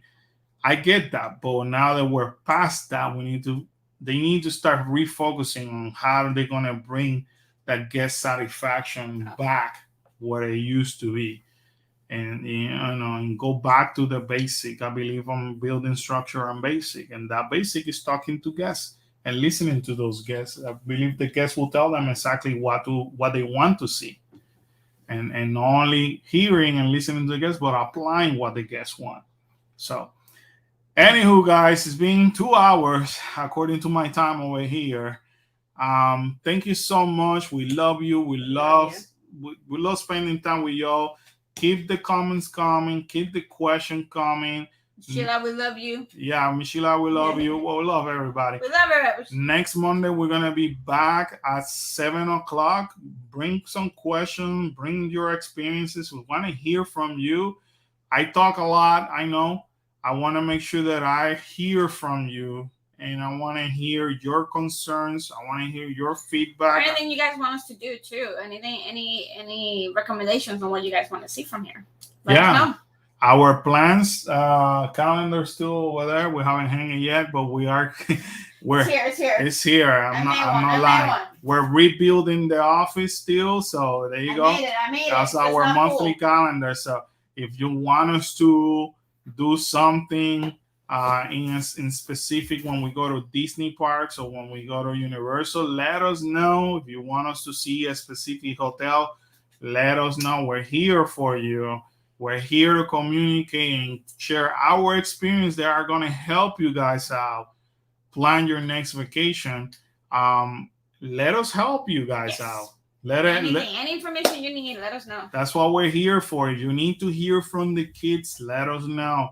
If you want something specific from the kids, let us know so that way they could document that. So 2022, let's start strong. We're finishing strong. Let's start strong. And you're part of our family. That's why you're here. And we love you with our heart, with all our heart. And anyways, have a Merry Christmas. That's right. We're hitting the Christmas, so Merry Christmas. Hope everybody has a safe and enjoyable Christmas.